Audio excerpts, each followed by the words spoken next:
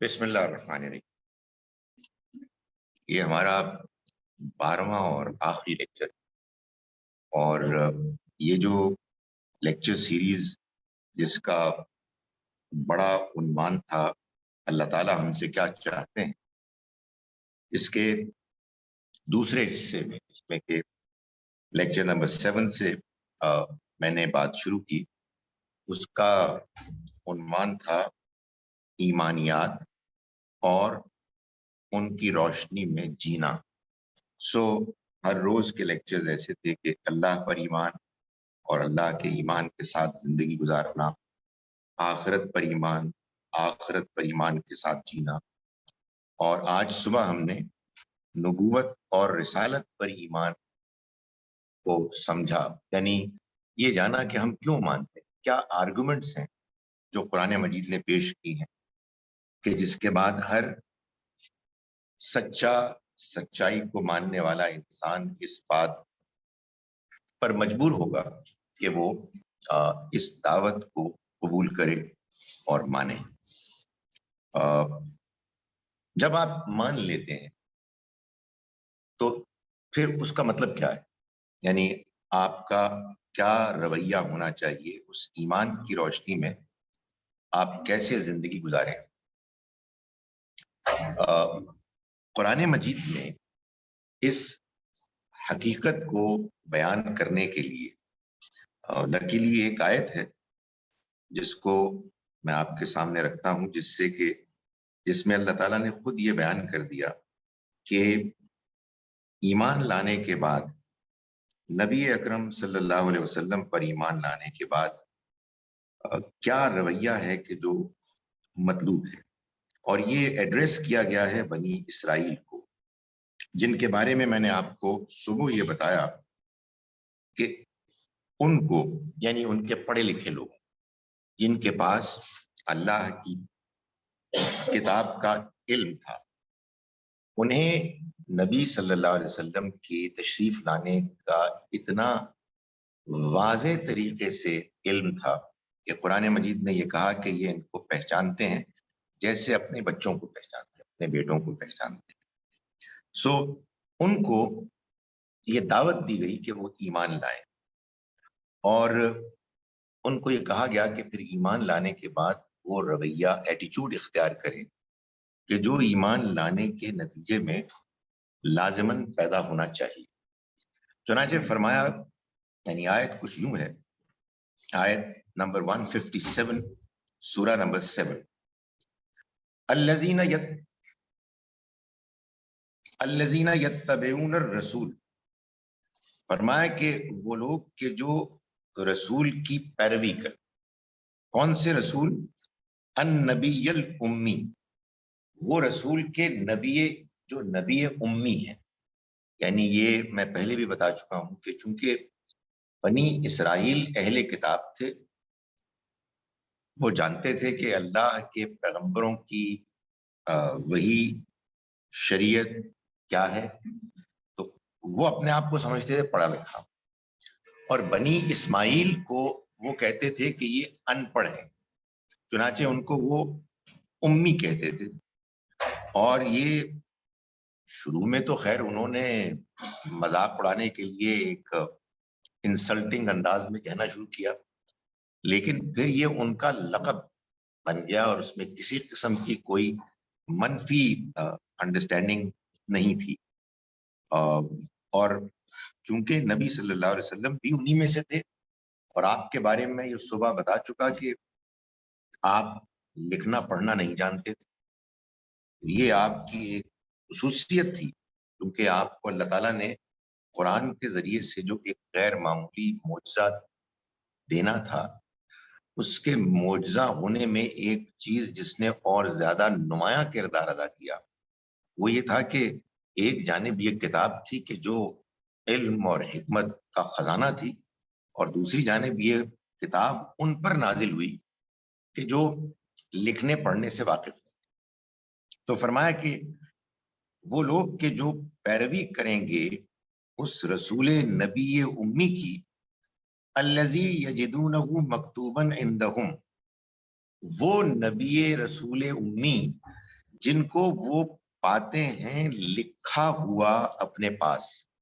یہ وہی بات ہے جو میں نے صبح بیان کی کہ آپ کے تشریف لانے کا ذکر ان کی کتابوں میں لکھا ہوا تھا, وہ اس کو جانتے تھے, اور جب آپ تشریف لائے تو اٹ واز ایبسلیوٹلی کلیئر کہ یہ وہی اللہ کے بندے تشریف لائے ہیں کہ جن کے تشریف لانے کا ذکر ہماری کتابوں میں. مکتوباً عندہم فی التوراۃ والانجیل, وہ پاتے ہیں ان کا ذکر اپنے ہاں تورات میں اور انجیل میں. یأمرہم بالمعروف وینہاہم عن المنکر, وہ انہیں معروف کا حکم دیتے ہیں اور برائی سے روکتے ہیں. وَيَحِلُّ لَهُمُ الطَّيِّبَاتِ, اور وہ ان کے لیے پاکیزہ چیزوں کو حلال کرتے ہیں. وَيُحَرِّمُ عَلَيْهِمُ الْخَبَائِثِ, اور وہ ان کو خبیث چیزوں سے ان کو دور رکھتے ہیں, ان کے لیے حرام کرتے ہیں. یہ جو ڈسکرپشن ہے اس کا مطلب یہ ہے کہ دین میں کوئی چیز بغیر وجہ کے بیان نہیں ہوتی.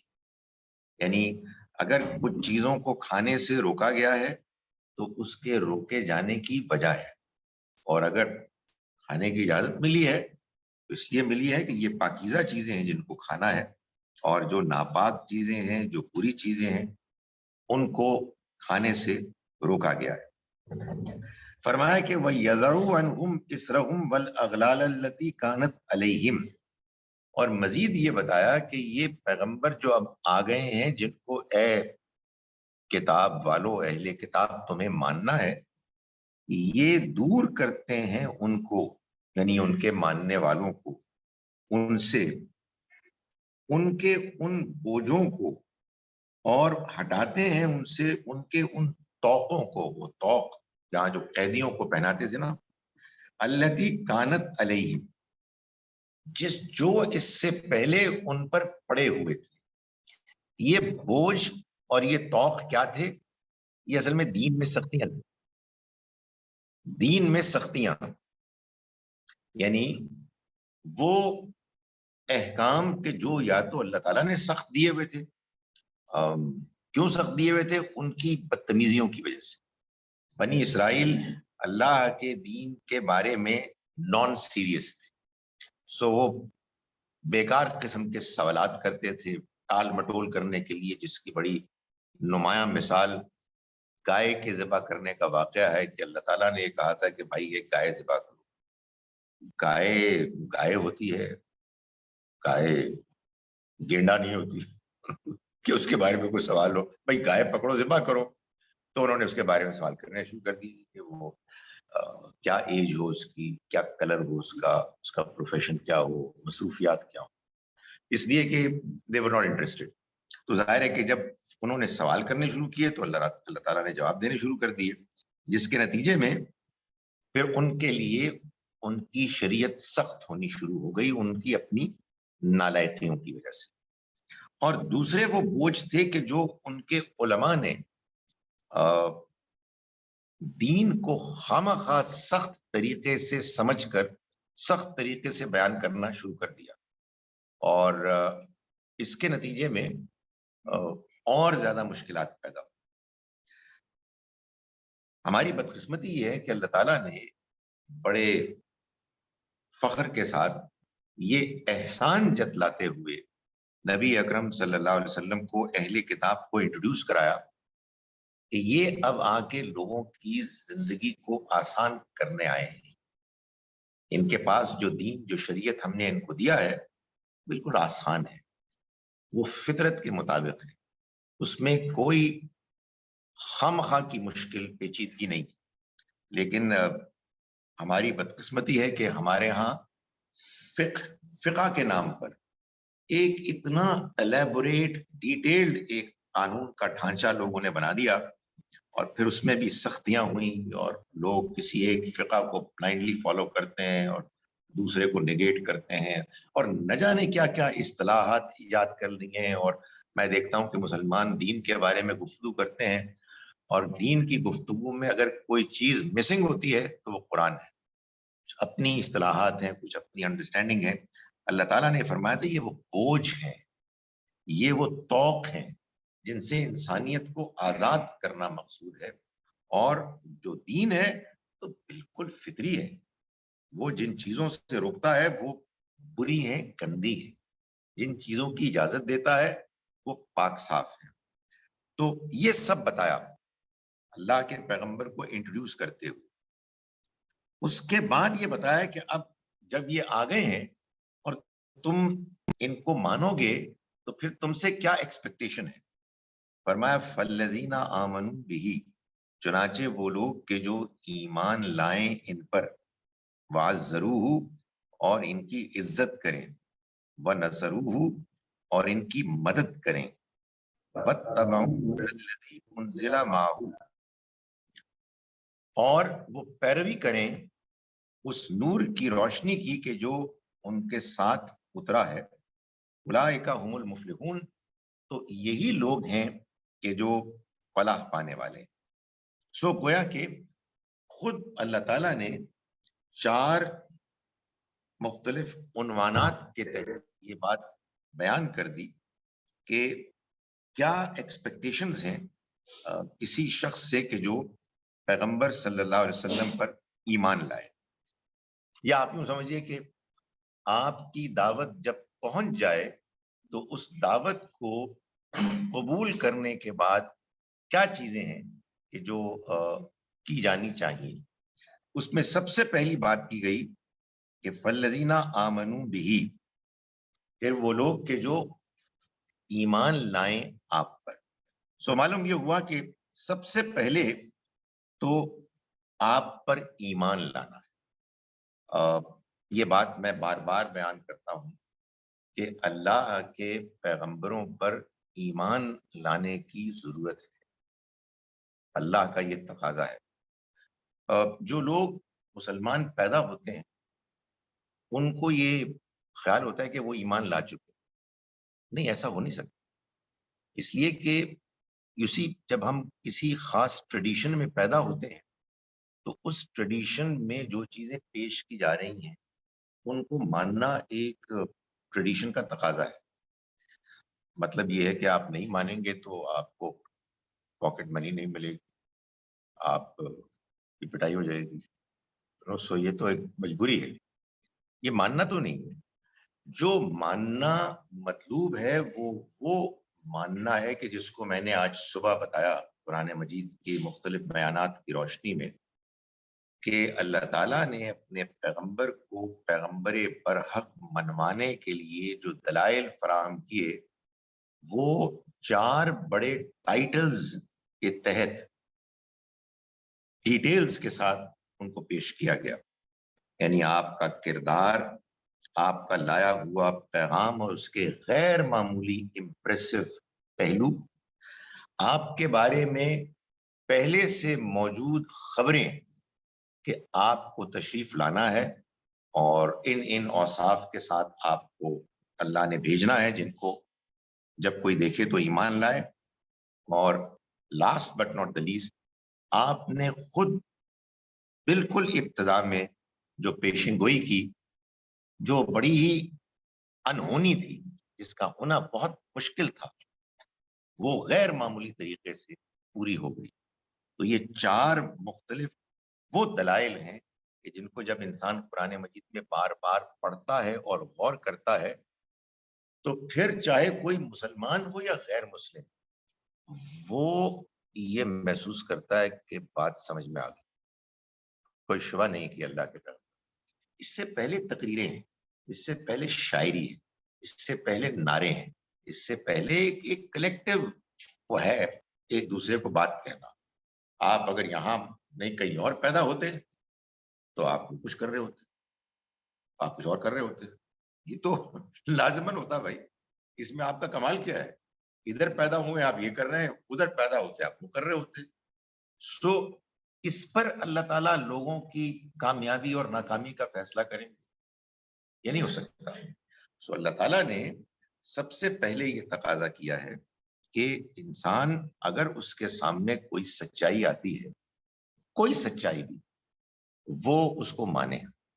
سچائیوں میں سے سب سے بڑی سچائی وہ ہے کہ جو اللہ نے وحی کے ذریعے سے اپنے پیغمبروں تک پہنچائی اور پھر لوگوں سے اس کا تقاضا کیا کہ وہ اس کو سمجھ کر مانے. اس میں کیریکٹر کا امتحان ہوتا ہے.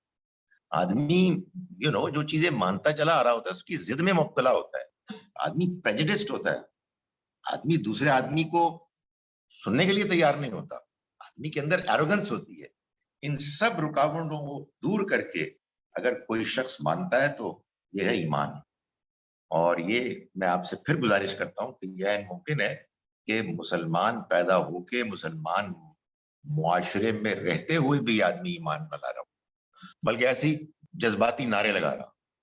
تو سب سے پہلا تقاضا یہ ہے کہ فالذین آمنوا بہ، کہ چنانچہ وہ لوگ کہ جو ایمان لائیں ان پر، یعنی نبی اکرم صلی اللہ علیہ وسلم پر، آپ کے پیغام کے دلائل کو سمجھ کر اور پھر اس پیغام کو اختیار کر کے، یہ ایمان لانا ہے.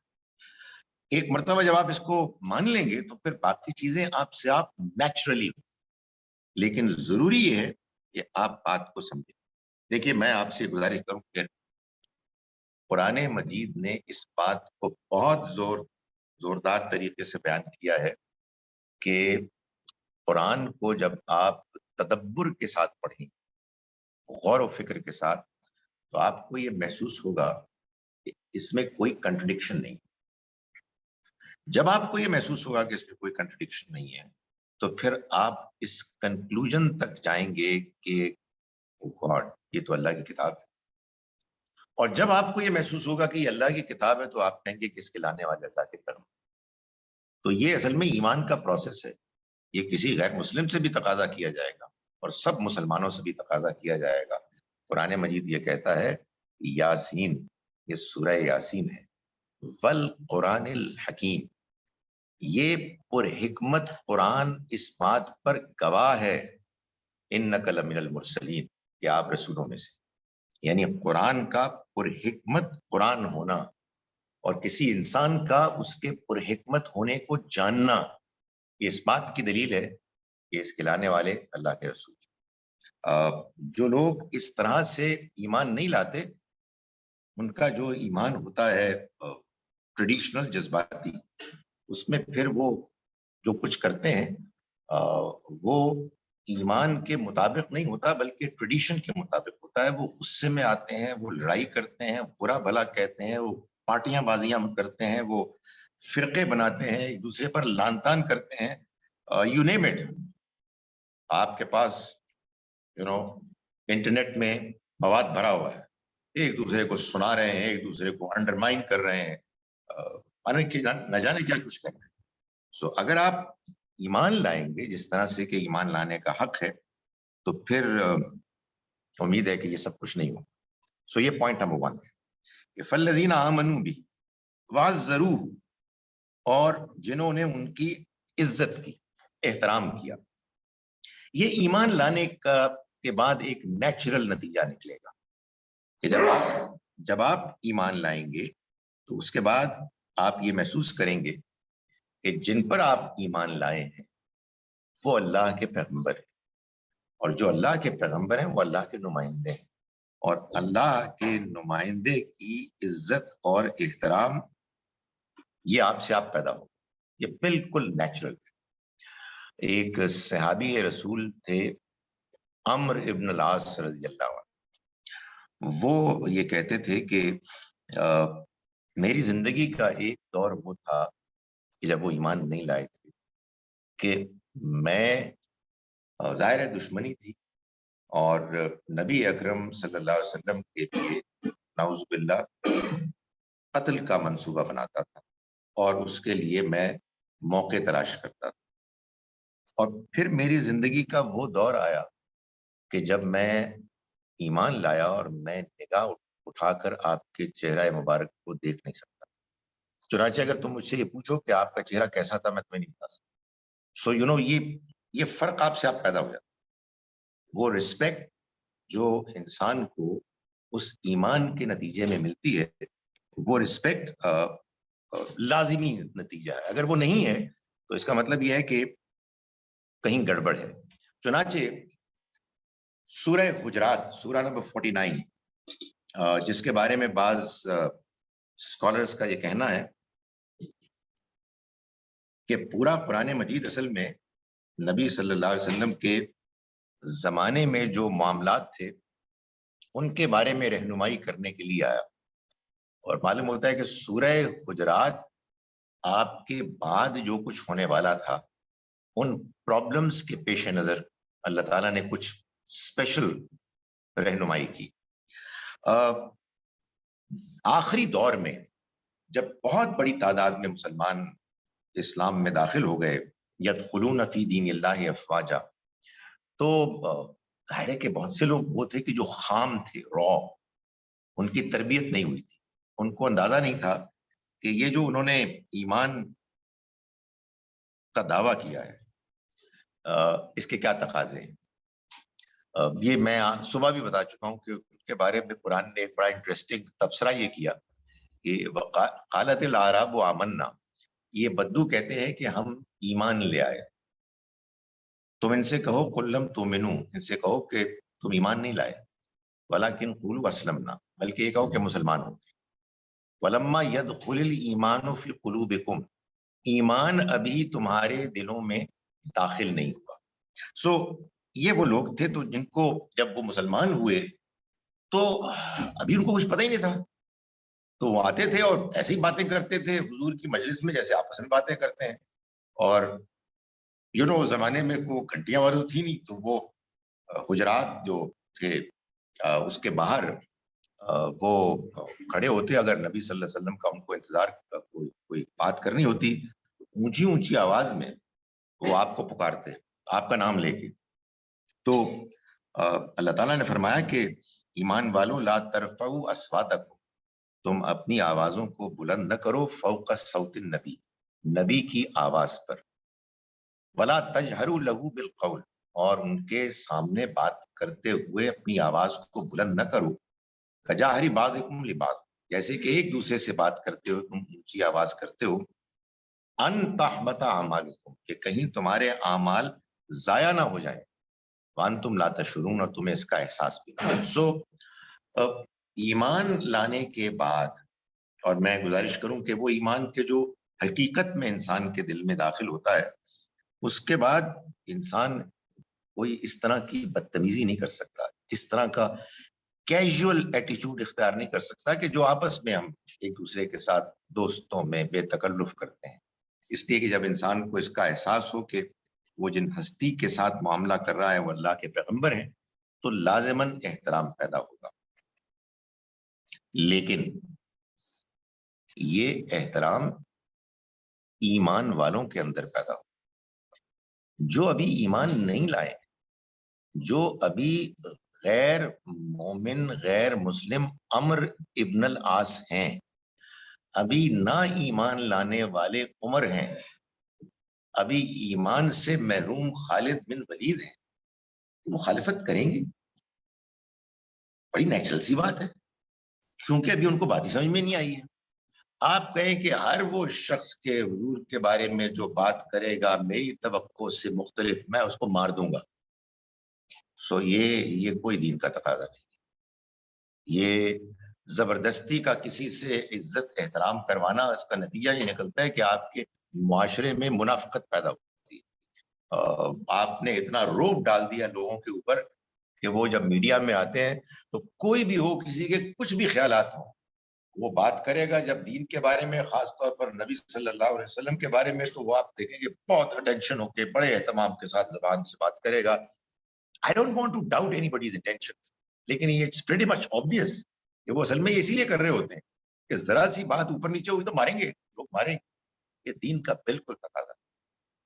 اور میں سمجھتا ہوں کہ یہ میں آگے چل کے بات کروں گا کہ ہمیں اگر حضور کے مشن کو آگے لے کر چلنا ہے تو پھر جو طریقہ آپ نے اختیار کیا وہی طریقہ ہم کو اختیار کرنا ہے، اس لیے کہ اس طریقے کے نتیجے میں کہ جس میں آپ دوسروں کے اوپر عزت اور احترام ٹھونستے ہیں، پھر لوگ کبھی بات سننے کی تیار نہیں، they will never be interested، ان کے اندر نہ سوال اٹھانے کی کوئی ہمت ہوگی اور نہ ان کے اندر یہ خیال ہوگا کہ نہیں یہ کوئی بات سمجھنے والی ہے. بس یہ ہوگا کہ جب ان لوگوں کے سامنے تم آؤ تو بس ٹینشن میں ہو اور کوئی ایسی بات نہ کرو, کوئی زبان سے سلپ ہو جائے کہ جس کے بعد پتہ لگے کہ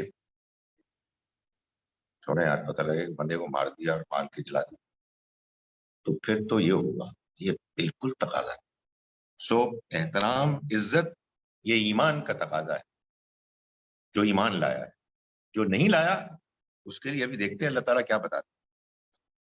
وَنَصَرُوهُ, تیسری بات یہ کہی کہ جو ایمان لائے اللہ کے نبی پر وہ ان کی مدد کرتے. ان کی مدد سے مراد ان کے لائے ہوئے پیغام, ان کے لائے ہوئے دین کی مدد کرتے.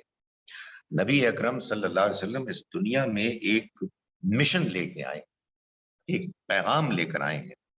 جو پیغام آپ نے لوگوں تک پہنچایا, لیکن ظاہر ہے کہ یہ پیغام سبھی کو پہنچانا ہے.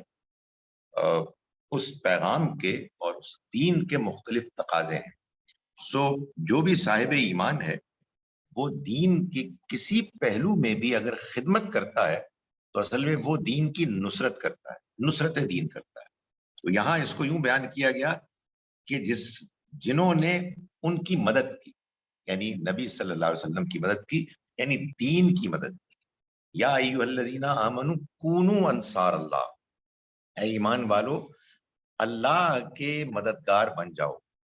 کما قال عیسی ابن مریم للحواریین, جیسے کہ عیسیٰ ابن مریم نے حواریوں کو کہا, من انصاری الی اللہ, کون ہے میرا مددگار اللہ کے راستے. قال الحواریون, حواریوں نے کہا, نحن انصار اللہ, ہم ہیں اللہ کے مددگار. سو نبی کے مددگار, اللہ کے مددگار, دین کے مددگار. اس کا مطلب یہ ہے کہ دین کے تقاضوں میں سے ایک تقاضا یہ ہے کہ اگر آپ نے اس کو مانا ہے تو پھر جو مشن اللہ کے پیغمبر لے کے آئے ہیں اس کا سپورٹر بننا, اس کی مدد کرنا جہاں جہاں اس کی ضرورت ہے, یہ بھی اس کا تقاضا ہے. اس کا کیا مطلب ہے؟ اس کا مطلب یہ ہے کہ آپ جانتے ہیں کہ دین کی پروموشن کے مختلف کام ہو رہے ہیں. آپ محسوس کریں کہ دنیا کا ایک حصہ ہے جہاں ایک خاص زبان بولی سمجھی جاتی ہے, اس زبان کا میں قرآن کا ترجمہ نہیں ہوا. سو آپ کنٹریبیوٹ کر سکتے ہیں اور آپ کسی کو ارینج کر سکتے ہیں. اگر آپ کریں گے تو آپ ایک نصرت دین کا کام کریں گے. آپ محسوس کرتے ہیں کہ ایک خاص لوکیلٹی ہے جہاں کوئی مسجد نہیں ہے, تو اس میں لوگ نماز نہیں پڑھ پا رہے, جا کے آپ اس کی ارینجمنٹ کریں, یا مسجد موجود ہے اس میں کچھ ضرورتیں ہیں, یہ دین کی نصرت ہے. اینڈ سو آن, بہت سے کام آپ محسوس کرتے ہیں کہ دین کی پریزنٹیشن تو ہو رہی ہے لیکن ڈھنگ سے نہیں ہو رہی. بہت سی چیزیں ہیں کہ جو مسنگ ہیں, اور آپ محسوس کرتے ہیں کہ آپ اس میں کچھ کنٹریبیوٹ کر سکتے ہیں, تو آپ دین کی مدد کریں. سو یہ ایک اور تقاضا ہے کہ جس کو قرآن مجید نے بیان کیا پیغمبر صلی اللہ علیہ وسلم پر ایمان لانے کے نتیجے میں, کہ وَنَصَرُوهُ, اور جنہوں نے ان کی مدد کی, یعنی جنہوں نے ان کے لائے ہوئے دین کی مدد کی. وَاتَّبَعُوا النُّورَ الَّذِي أُنزِلَ مَعَهُ, اور جنہوں نے پیروی کی اس نور کی, اس روشنی کی کہ جو ان کے ساتھ اترا نازل ہوا, یعنی قرآن مجید. سو بیسیکلی نبی صلی اللہ علیہ وسلم پر ایمان لانے کا یہ تقاضا ہے کہ ہم آپ کے ساتھ جو اللہ کا کلام آپ لے کر آئے ہیں اس کو فالو کیا جائے, پیروی کی جائے, یعنی اس کو سمجھا جائے, سمجھ کر اس کی تعلیمات کو اختیار کیا جائے, اور اگر ہو سکے تو دوسروں کو بھی اس سے انٹروڈیوس کرایا جائے. تو فرمایا کہ اولئک ھم المفلحون, یہی لوگ ہیں کہ جو فلاح پانے والے, کامیاب. سو حضور پر ایمان لانے کے بعد ہم کیسے زندگی گزاریں, یہ 4 باتیں ہیں کہ جن کو اس آیت میں بیان کیا گیا ہے. آپ پر ایمان لایا جائے صحیح طریقے سے, آپ کی عزت کی جائے, آپ کی مدد یعنی آپ کے لائے ہوئے دین کی مدد کی جائے, اور اس روشنی کی پیروی کی جائے کہ جو آپ کے ساتھ اتری ہے. یہ سب جو لوگ کریں گے ان کے لیے اللہ تعالیٰ نے کامیابی کی خوشخبری سنائی. یہ ہے سورہ اعراف کی آیت نمبر 157. نیکسٹ ورس 158 میں اللہ تعالیٰ فرماتے ہیں کہ قل یا ایھا الناس، اے پیغمبر آپ فرما دیجیے، اعلان کر دیں، اے لوگو، انی رسول اللہ علیکم، میں اللہ کا رسول ہوں تمہاری طرف، جمیعاً، سب کے سب کی طرف، ساری انسانیت. سو یہ حضور کے مشن کو اللہ تعالیٰ نے بتایا ہے کہ اس کا scope it applies to everyone. اس کو یوں بیان کیا جاتا ہے کہ نبی اکرم صلی اللہ علیہ وسلم کے تمام انسان امتی ہیں. کچھ وہ ہیں کہ جو مان چکے ہیں، کچھ وہ ہیں جن کو ماننا ہے، یعنی آپ کا پیغام سبھی کے لیے. سو جو مان چکے ہیں ان کی یہ ذمہ داری ہے کہ جو ان کے پاس پیغام ہے وہ ان تک پہنچائیں، کہ جو ابھی نہیں مانے، اس لیے کہ یہ پیغام سبھی کے لیے ہے. یہ پیغام کیا ہے؟ یہ پیغام اصل میں اللہ کی طرف سے انسانوں کو اس زندگی کا اصل مقصد اور خدا تعالیٰ کی زندگی کے بارے میں پوری سکیم سے متعارف کرانا ہے. انسان اس دنیا میں اپنی عقل سے جو کچھ جانتا سمجھتا ہے اور زندگی جس طرح سے گزارتا ہے، وہ ایک ادھوری اور نامکمل زندگی، یک رخی زندگی، ون سائیڈڈ ویو ہے. انسان کے پاس بہت سے سوالات کے جوابات نہیں. میں آخرت پر ایمان کے سلسلے میں گفتگو کرتے ہوئے یہ بتا چکا ہوں کہ اللہ نے اس دنیا کی زندگی کو آخرت کا جوڑا بنایا ہے. اس جوڑے کو جانے مانے سمجھے بغیر یہ زندگی ادھوری ہے، بے معنی ہے، ایبسرڈ ہے. It makes no sense. ہر شریف النفس سینسٹیو آدمی زندگی کے کسی موقع پر یہ کہنے پر مجبور ہو جاتا ہے کہ یہ کیا ہے یار، واٹ از دس، تو سمجھ میں ہی نہیں آئی. سو یہ اس لیے اللہ نے کیا تاکہ ہر انسان کے اندر یہ سوال اٹھے کہ یہ کیوں بنائی گئی ہے، اور اس لیے سوال اٹھے تاکہ اس کا جواب ہو. میں نے گزارش کی کہ یہ ریلیشن شپ ہے بھوک اور خوراک کھانے کا. بھوک لگے گی تو آپ کو کھانے کی طرف میلان ہوگا، سوال پیدا ہوگا تو آپ اس کے جواب کو تلاش کریں گے. تو یہ جواب ہے جو پوری انسانیت کے لیے ہے. جن کو پیدائشی طور پر مل گیا انہیں بھی اس کو سمجھنا ہے، اور اگر صحیح طرح سے نہیں سمجھیں گے تو وہ اس غلط فہمی کا شکار ہوں گے کہ ہم مان چکے ہیں اور سمجھ چکے ہیں، حالانکہ نہ مانا اور نہ سمجھا. اور ظاہر ہے کہ جو پیدا نہیں ہوئے اس ٹریڈیشن میں ان کو یہ بات پہنچانی. سو یہ بات قرآن مجید نے کلیئرلی بتا دی کہ اللہ کے پیغمبر رسول اللہ علیہ تمہاری طرف اللہ کے رسول ہیں، جمیعاً، سب کے سب کی طرف. چنانچہ اللہ تعالیٰ نے یہ بتایا کہ اس کا طریقہ اس نے یہ طے کیا ہے کہ اللہ کے پیغمبر اپنے ساتھیوں کو پیغام پہنچا کے اللہ کے دین کی ایویڈنس، گواہی پیش کر دیں گے. سورہ بقرہ سورہ نمبر 2 کی ورس 143 میں اللہ تعالیٰ نے یہ فرمایا کہ لِتَكُونُوا شُهَدَاءَ عَلَى النَّاسِ، کہ تاکہ تم ہو جاؤ گواہ، اے مسلمانوں، اے پیغمبر کے ساتھیوں، انسانوں کے پاس، انسانوں کے سامنے اللہ کے دین کی گواہی دو. وَيَكُونَ الرَّسُولُ عَلَيْكُمْ شَهِيدًا، اور رسول تم پر گواہی. سو اللہ کے رسول صلی اللہ علیہ وسلم نے اپنے ساتھیوں کے سامنے اللہ کا دین پیش کیا، اور پھر ان کی یہ ذمہ داری ٹھہری کہ وہ اس دین کو دنیا والوں کے سامنے پیش کریں. اسی کو اللہ تعالیٰ نے سورہ حج کی آخری آیت میں بیان کیا، لِيَكُونَ الرَّسُولُ شَهِيدًا عَلَيْكُمْ، تاکہ رسول ہو جائیں گواہ تم پر، اے مسلمانوں، اے پیغمبر کے ساتھیوں. وَتَكُونُوا شُهَدَاءَ عَلَى النَّاسِ، اور تم بن جاؤ گواہ دوسرے انسانوں کے سامنے، دوسرے انسانوں پر. سو یہ اللہ تعالیٰ کی ارینجمنٹ ہے، ایک پیغام ہے، ایک اللہ کی طرف سے تمام انسانوں کے لیے اللہ کا اللہ کی اسکیم ہے جس کو اسے کمیونیکیٹ کرنا تھا. وہ کمیونیکیٹ ایسے بھی کر سکتا تھا کہ آسمان سے کاغذات آتے اور ہر ایک کو مل جاتے، جیسے بعض اوقات ہیلی کاپٹر سے لوگ پیغام بارش کی طرح برساتے. لیکن یہ اللہ تعالیٰ نے نہیں چاہا. اس نے یہ چاہا کہ یہ ایک بندے پر نازل ہو, وہ کچھ لوگوں کو اس سے انٹروڈیوس کرائیں اور وہ پھر انٹرن اور لوگوں کو انٹروڈیوس کرائیں. چنانچہ یہ میں تمام مسلمانوں سے کہتا ہوں, اور خاص طور پر جو دنیا کے اس حصے میں رہتے ہیں کہ جہاں وہ ایک مائنورٹی, کہ آپ اور ہم سب کے لیے, ہم چاہیں نہ چاہیں, ہم مانے نہ مانے, ہم نبی صلی اللہ علیہ وسلم کے ریپرزینٹیٹیوز, نمائندے ہیں. ہمارے نام, ہماری نماز, ہمارا روزہ, یہ سب بتا رہا ہے کہ اصل میں ہمارا ایک فیتھ. سو اب لوگ ہمیں دیکھ کر جج کریں گے کہ یہ پیغام کیا ہے, کیسا ہے, کتنا امپریسو ہے, کتنا کنونسنگ.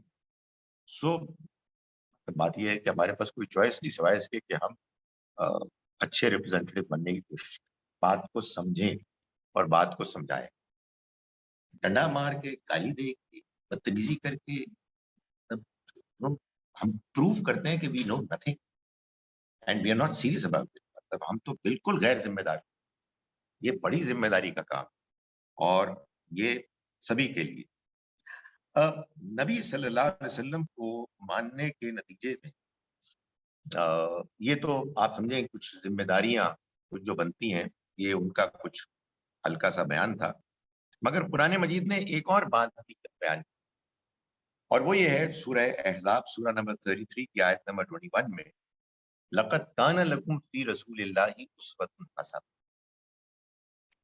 تمہارے لیے ہے مسلمانوں اللہ کے رسول کے مثال میں, ان کی شخصیت میں ایک بہترین نمونہ, اسوۃ حسنہ.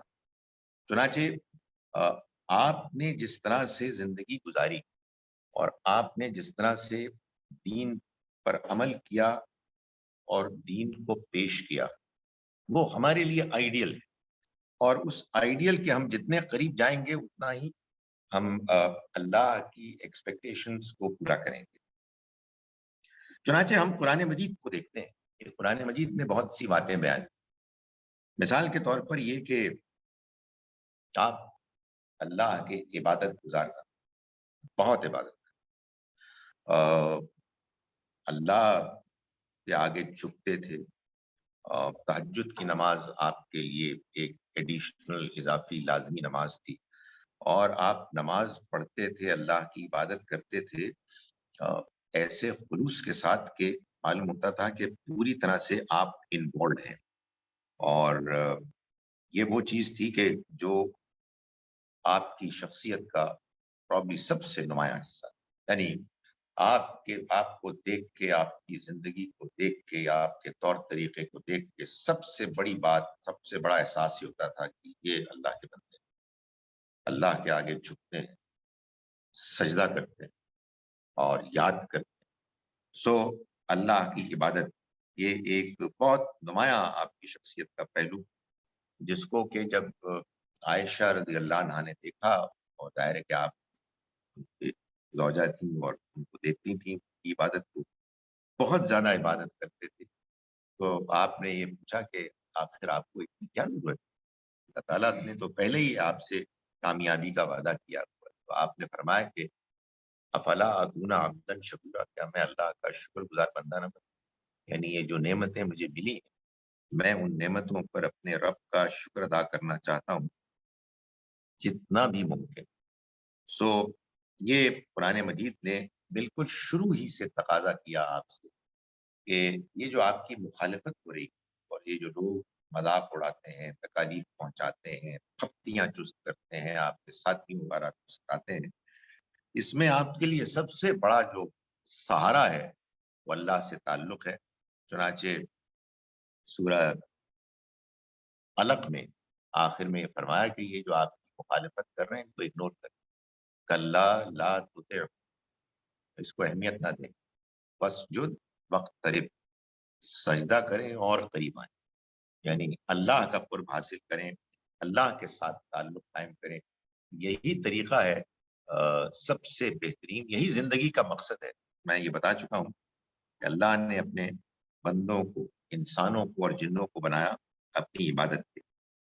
نبی اکرم صلی اللہ علیہ وسلم کی اس عبادت میں ایک اور چیز جو بہت نمایاں تھی وہ توبہ استغفار، اللہ سے معافی مانگنا اپنے گناہوں پر، اپنی کوتاہیوں پر۔ ہم سوچ بھی نہیں سکتے کہ نبی صلی اللہ علیہ وسلم نے کوئی کوتاہیاں کی ہیں، نعوذ باللہ کوئی گناہ ہوئے ہیں، لیکن اس کے باوجود ہوتا یہ ہے کہ آپ کا جتنا احساس نمایاں ہوتا ہے، آپ اتنے ہی زیادہ اس سے پھر اللہ کی طرف رجوع کرتے ہیں اور معافی مانگتے ہیں۔ چنانچہ عائشہ رضی اللہ عنہا سے بات معلوم ہوتی ہے کہ آپ نے ایک موقع پر محسوس کیا کہ ویسے تو آپ ہمیشہ ہی اللہ کی توبہ استغفار کیا کرتے تھے، لیکن ایک سٹیج پہ آپ نے بہت زیادہ رجحان دیکھا، یعنی توبہ اور استغفار کے رویے میں بہت اضافہ ہو گیا۔ تو جب آپ سے پوچھا تو آپ نے فرمایا کہ میرے رب نے میرے لیے ایک نشانی مقرر کی، میں نے اس نشانی کو دیکھا، اور اب اس کے بعد جو میرے رب نے مجھ سے تقاضا کیا ہے میں اس کو کر رہا ہوں۔ وہ نشانی کیا ہے وہ میں اس کا ذکر پہلے کر چکا ہوں۔ سورہ نصر سورہ 110 میں اللہ تعالیٰ نے فرمایا کہ اذا جاء نصر اللہ والفتح، جب اللہ کی مدد اور فتح یعنی فتح مکہ آ جائے، وَرَأَيْتَ النَّاسَ يَدْخُلُونَ فِي دِينِ اللَّهِ أَفْوَاجًا، اور آپ دیکھیں لوگوں کو کہ وہ داخل ہو رہے ہیں اللہ کے دین میں فوج در فوج، بڑی تعداد۔ فَسَبِّحْ بِحَمْدِ رَبِّكَ وَاسْتَغْفِرْهُ، تو آپ تسبیح کیجئے اپنے رب کی اس کے حمد کے ساتھ، انہ کان توابا، یقیناً وہ بہت توبہ قبول کرنے والا ہے۔ سو اسلام کا غلبہ ہو گیا، لوگ جزیرہ نما عرب میں ایمان لے آئے، بڑی تعداد میں لوگ دین میں داخل ہو رہے تھے۔ سو آپ کو اللہ کی طرف سے جو پیغام آیا تھا، جب اس کی نشانی آ گئی تو آپ کو پھر اس بات کا اندازہ ہو گیا کہ اب آپ کے اپنے رب سے ملاقات، واپسی کا وقت قریب آ گیا ہے، تو آپ یہاں توبہ استغفار میں اضافہ ہو گیا۔ ظاہر ہے کہ یہ ایک بڑی اہم چیز ہے، ایک بڑا اہم آپ کی زندگی کا وہ رویہ ہے کہ جس کو ہم عام لوگوں کو اور بھی زیادہ اختیار کرنا چاہیے۔ اس کے بعد اللہ کا ذکر، یعنی ایک تو نماز ہے اور ایک توبہ استغفار ہے، لیکن نماز کے باہر بھی اللہ کو یاد کرنا، جو قرآن نے کہا ہے اذکروا اللہ ذکرًا کثیرا، اللہ کو یاد کرو بہت زیادہ۔ یاد کرو، میں یہ بتا چکا ہوں کہ یہ اصل میں ذکر ہے، حقیقی ذکر، یعنی اللہ کی نعمتوں کو دیکھ کر اللہ کی شکر گزاری، اللہ کی بڑائی، اللہ کی عظمت کا احساس، اور اس کے نتیجے میں اس کو یاد کرنا، اس کا نام لینا، اس سے دعا کرنا، اس سے باتیں کرنا، یہ حضور کی زندگی کا ایک بہت نمایاں پہلو ہے۔ اور اس میں پھر جو طریقہ بھی آدمی اختیار کرے اس کو پکارنے کا، اینڈ آنیسٹلی ظاہر ہے کہ نماز تو اس کا ایک بڑا فارمل طریقہ ہے، اور نماز کی فارمیلٹی کے اندر بھی بہت سی فارمل پاسبلٹیز ہیں۔ یہ بڑا مسئلہ ہے کہ ہمارے ہاں لوگ نماز کو پڑھتے ہیں اور ان کا خیال یہ ہے کہ اس کے کچھ ایسے ارکان ہیں کہ جن کو ہم نے بجا لانا ہے اور ایسے کرنا ہے جیسے کہ کوئی آپ باقاعدہ آرم فورسز میں جس طرح ہوتی ہے نا اسٹرکٹ رولز کہ آپ نے اٹینشن، اسٹینڈرڈی، سلوٹ کرنا ہے، ٹھیک ہے اس کے کچھ ارکان ہیں، مگر انہی ارکان کے اندر پھر لبرٹی، آپ نے ہمارے اصل میں ہر چیز ایک فارمیلٹی سی بن جاتی، لیکن حقیقت یہ ہے کہ اگر آپ کبھی غور کریں کہ یہ جو نماز میں خاص طور پر مردوں کو تجربہ ہوتا ہے، خواتین کو اب شاید ہوتا ہو اگر وہ تراویح وغیرہ میں جاتے ہیں، کہ بعض اوقات نماز پڑھ رہے ہیں آپ، اچانک سجدہ تلاوت کوئی آیت آ گئی اور نماز کی رکعت جاری ہے اور امام صاحب اللہ اکبر کہتے ہیں سجدے میں چلے گا، تو نئے لوگ تو بیچارے نروس ہوتے ہیں، کیا ہو رہا ہے یار، کیا سجدے میں چلے گا، اور پھر وہ اللہ اکبر کہتے ہیں واپس آئے. میں نے تو ابھی ایک یہ آیت پڑھی تھی تو مجھے یہ خیال ہوا کہ کچھ لوگ سجدے میں آ کے گر پڑے. میں نے کہا کہ نہیں، وہ شکر ہے کہ ایسا نہیں ہوا. مگر حقیقت یہ ہے کہ لوگ یہ غور نہیں کرتے کہ یہ ہوتا کیا ہے. اصل میں یہ ہوا کہ نبی صلی اللہ علیہ وسلم نے جب نماز پڑھی تو وہ نماز ایک زندہ نماز تھی. اللہ کے ساتھ ایک کمیونیکیشن تھا، بات چیت ہو رہی تھی، اپنے جذبات کا اظہار ہو رہا. سو بعض اوقات بعض قرآن کی آیات ایسی آئیں کہ جن کو پڑھ کر آپ کے اندر بے اختیار یہ جذبہ پیدا ہوا کہ بھائی نماز چھوڑو، سجدہ کرو، اور پھر آپ واپس لوٹے. بعض اوقات نماز میں کوئی آیت پڑھتے اور آپ اس کا جواب دیتے، اپنی طرف سے کوئی بات ایڈ کرتے. یہ اصل میں اللہ کا ذکر ہے جیسا کہ ہونا چاہیے. اللہ سے بات چیت جس میں انسان involve who. Allow me to سے انسان اس کو انجوائے کرے. کوئی بات پڑھتے پڑھتے خیال آیا، رک جائے کہ اللہ نے معاف پلیز، اللہ جو آپ کے دل میں آتا ہے. اس لیے کہ اللہ کا ذکر اس کو بہت زیادہ کثرت سے کرنے کو کہا گیا ہے. میں یہ دیکھتا ہوں کہ ہمارے ہاں جب اس طرح کی بات کہی جاتی ہے تو جو لوگ اس کو فالو کرتے ہیں وہ ایک بہت بڑی سی تصویر لے لیتے ہیں اور پھر اس کے دانے بہت زیادہ اللہ کی ذکر کرتے ہیں. میں اس کے اگینسٹ کوئی بات نہیں کہہ رہا، سوائے اس بات کے کہ آنیسٹلی اگر وہ اس میں صرف الفاظ بول رہے ہیں اور دل میں اللہ یاد نہیں آ رہا تو پھر یہ ٹو سے دا لیسٹ ایک انکمپلیٹ چیز ہوگی. This is not what is expected. اصل چیز یہ ہے کہ ہم اللہ کے ساتھ پوری طرح سے انوالو ہو کے بات کریں اور اپنے جذبات کا اظہار کریں. وہ ذکر کے جو نبی اکرم صلی اللہ علیہ وسلم نے کثرت کے ساتھ کیا، اور اس کا ایک پہلو وہ دعائیں ہیں، بے پناہ بے انتہا دعائیں، جن میں سے بعض جب دعائیں ہیں جو میں اللہ پر ایمان کے سلسلے میں بیان کر چکا ہوں، جن کو جب آپ پڑھتے ہیں تو آپ کو یہ محسوس ہوتا ہے کہ ہر چیز حضور نے اللہ سے مانگا، اور مانگنے کی اصل چیز اللہ سے معافی مانگنا ہے، اللہ کا قرب مانگنا ہے، اللہ کی مدد مانگنا وغیرہ وغیرہ. جس سے یہ معلوم ہو کہ انسان کی زندگی اگر گزر رہی ہے تو خدا تعالیٰ کی یاد، اس کے ساتھ تعلق، اس کے ساتھ کمیونیکیشن میں یہ حضور کے اسوہ حسنہ میں ایک نمایاں چیز. ایک اور بہت نمایاں چیز آپ کے ذات گرامی، آپ کے انداز میں تھی، جو میں اب آپ کے ماننے والوں میں کمی دیکھتا ہوں، اور وہ تھی بے انتہا نرمی.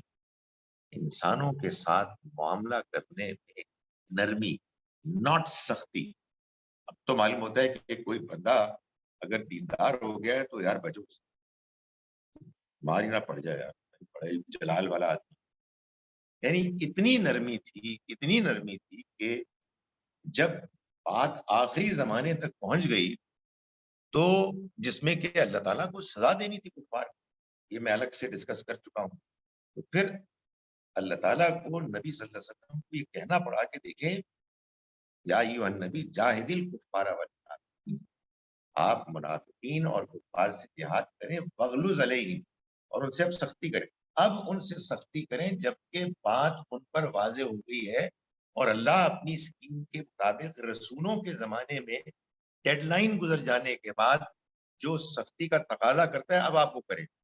ہمارے یار لوگوں نے اس کو لے لیا اور وہ سختی اڈاپٹ کر لی، اور ساری زندگی جو نرمی تھی جس کے ساتھ آپ نے دین پیش کیا اور لوگوں کے دل جیت لیے. عمر رضی اللہ عنہ ایک عظیم صحابی بنا دیا اور لوگوں کو وہ ہم بھول گئے. سو یہ نرمی تھی جو سارے دین کی پریزنٹیشن میں نظر آتی ہے. کیا کیا اس کی شاندار مثالیں ہیں. شخص مسجد میں آتا ہے، ظاہر مسجد اس طرح کی تو نہیں تھی جس طرح ہماری بڑی شاندار عمارتیں ہوتی ہیں، لیکن بہرحال مسجد تھی جہاں لوگ آ کے نماز پڑھتے تھے. وہ بدو آدمی تھا، بھائی صاحب نے پیشاب کرنا شروع. تو آپ کین یو امیجن، لوگ دائیں بائیں سے اس کی طرف بھاگے. لیٹ ہم ڈو واٹ از ڈوئنگ، ارے جو کرنا ہے اس کو کرنا ہے. پانی منگوا کے اس کو صاف کروایا اور یہ کہ یہ جگہ نہیں ہے. سو متاثر ہوا, بہت متاثر ہوا. اور ہمارے یہاں تو آپ آئی بیٹ اٹ کو بندہ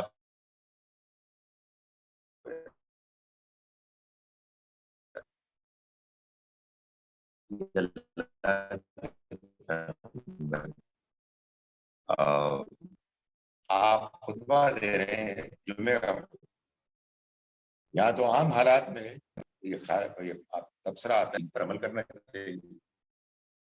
نبی صلی اللہ علیہ وسلم اس نے بندے نے کہا جی کہ میں آئی ڈونٹ ہیو ٹائم, میں تو اس کے بعد فوراً ہی نکل رہا ہوں اور مجھے کچھ سوال پوچھتے ہیں, آپ نے خطبہ چھوڑ دیا نیچے آ گئے, اور پہلے اس کے سوالوں کے جواب دے کر اس کی تسلی کی, پھر واپس گئے اور اپنا خطبہ جاری کیا. سو نرمی, بہت نرمی. آپ نے جو زندگی گزاری اپنی خاص طور پر مدینہ منورہ میں, اس میں چونکہ آپ نے رہنا تھا ان لوگوں کے ساتھ جو بعض بہت غریب لوگ تھے, اصحاب صفہ, جن کے پاس بہت وسائل کم تھے. تو آپ نے یہ نمونہ پیش کیا کہ جو بھی مسلمانوں کے سربراہ ہوں گے وہ عام آدمی کی سطح پر زندگی گزاریں. تو وہ ظاہر ہے کہ آپ کی زندگی بھی بالکل ایسی گزری. تو بعض اوقات آپ یہ بھی کرتے تھے کہ ظاہر ہے آپ کی حیثیت تھی تو آپ لوگوں سے قرض لے لیتے تھے لوگوں کی مدد کرنے کی. ایسے ہی کسی شخص سے قرض لیا تو وہ ایک موقع پہ آپ اونٹ پہ سواری کرتے ہوئے آپ نکل رہے تھے, تو وہ آیا اور تھے نا رول لوگ, انٹرینڈ انکلچرڈ, اس نے پکڑ لیا اونٹ کی اس کو رسی کو, اور اس نے کہا جی قرض واپس کریں. تو صحابہ کرام دائیں بائیں اس کو پکڑنے کی کہ ہمیں اجازت نہیں کہ ہم اس کو سبق سکھائیں. ہم نے فرمایا جو دیتا ہے اس کا حق تو ہوتا ہے بھائی, لیٹ ہم سی روڈی سے. کیا بات ہے, یعنی ایک اللہ کا بندہ ہے, اس کے ماننے والے ہر جگہ موجود ہیں, وہ اشارہ کریں اور اس کو اس کی ایسی کی تیسی ہو جائے. جس نے دیا ہے اس کا حق بنتا ہے اس کو کہنے. سو نرمی تھی, بے انتہا نرمی. اسی نرمی کے ساتھ وہ معاملہ بھی تھا کہ جو جس کو آپ کہتے ہیں درگزر, معاف کرنا, بہت معاف کرنے والے. ہمارے یہاں پتہ نہیں کیا چکر, سوال ہی پیدا نہیں. دشمن ایک دوسرے کے گردنیں کاٹنے والے. اللہ کے پیغمبر کے ہے, اللہ کے بندوں مگر ماننے والے کی شخصیت کا ایک بہت بڑا وصف تھا معاف کرنے والا.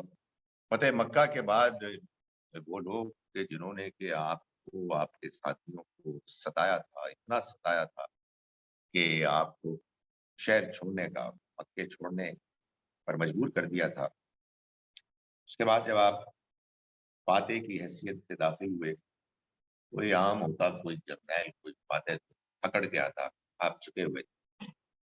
اور جب آپ پہنچے مکے تو آپ نے لوگوں سے پوچھا کہ میں تمہارا کیا خیال ہے کہ تم سے کیا معاملہ کروں. انہوں نے کہا جی کہ آپ ایک شریف باپ کے شریف بیٹے ہیں, ہم آپ سے اچھی توقع رکھتے ہیں. آپ نے فرمایا انتم الطلقاء, آزاد ہو. میں تم سے وہی بات کہتا ہوں جو میرے بھائی نے اپنے بھائی لا تثریب علیکم, لا تثریب علیکم اليوم, تم پر آج کوئی بلیم نہیں, کوئی ذمہ داری نہیں. اور وہ تو سوچ کر ہی آدمی پریشان ہو جاتا ہے. طائف کا سفر, اس میں وہاں کے لوگوں کی حد درجے کی بدتمیزی, زیادتی, اس سے آپ کو تکلیف ہونا اور جسم مبارک لہولہان ہو جانا, اور اس کے بعد آپ کا اس آفر کے جواب میں کہ کیا ان پر عذاب نازل کر دیا جائے, ان کے بارے میں معاف کرنے کا فیصلہ کرنا. اٹس ناٹ, کوئی ایک واقعہ نہیں ہے. آپ کی زندگی اسی طرح سے درگزر کرنے کے واقعات سے, معاف کر درگزر کرنا. اور کہتے ہیں کہ فتح مکہ کے موقع پر ابو سفیان اور بہت سے لوگ گئے اور انہوں نے دیکھا کہ حضور نے معاف کر دیا, تو سفیان اپنی بیوی کے پاس آیا جس نے کہ چچا کا کلیجہ چبایا. تو ابو سفیان نے کہا کہ دیکھو کل عورتوں کا دن ہے، تم بھی جاؤ. تو اس نے کہا کہ کیسے ہو سکتا؟ تو ابو سفیان نے کہا کہ بہت معاف کرنے والے کریم النفس انسان جاؤ.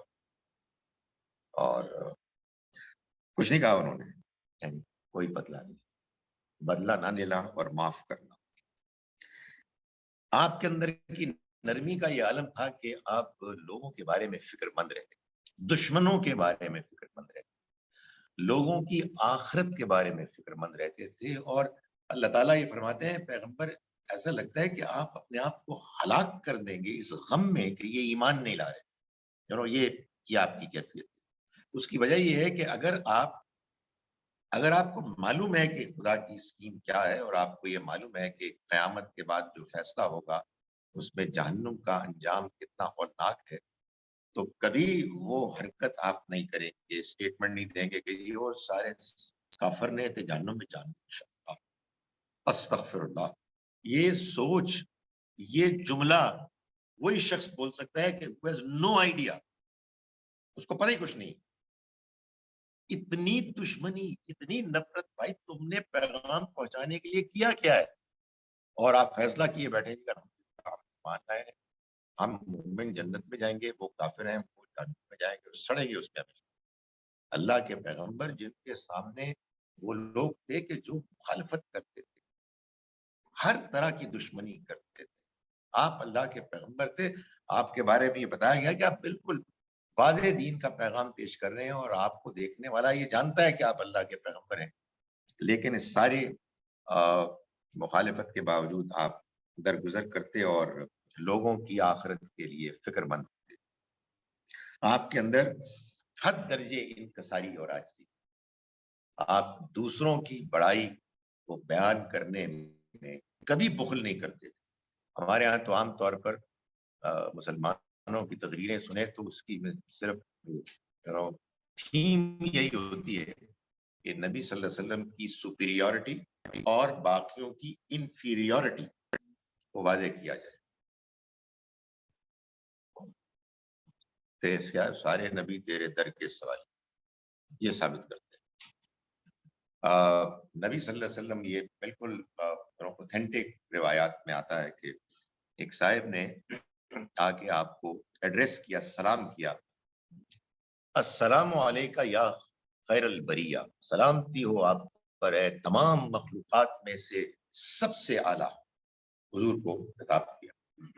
آپ نے نگاہ اٹھا کے اس کو دیکھا اور اسے کہا کہ ذاکا ابراہیم خلیل اللہ، وہ تو ابراہیم خلیل اللہ تھا. اللہ اپنے ساتھی کو کہا. ایک موقع پر ایک یہودی اور ایک انصاری مسلمان کے درمیان جھگڑا ہو گیا اور یہودی نے کہا کہ میں اس اللہ کی قسم کھاتا ہوں، ہاں کہ کہتا ہوں کہ میری بات صحیح ہے کہ جس نے موسیٰ علیہ السلام کو اللہ کا رسول بنا کر بھیجا. تو صحابی نے، انصاری نے اس یہودی کے منہ پر ایک تھپڑ مارا اور یہ کہا کہ بدتمیز انسان ہو کہ محمد صلی اللہ علیہ وسلم موجود ہیں اور موسیٰ علیہ السلام کے رب کی قسم کھا رہے ہو. تو وہ یہودی لے گیا اس کو حضور کے پاس اور یہ اپنی پوری داستان سنائی، پورا واقعہ سنایا. تو آپ بہت غصے ہوئے اور آپ نے بتایا اپنے ساتھی کو کہ تمہیں معلوم ہے موسیٰ کون؟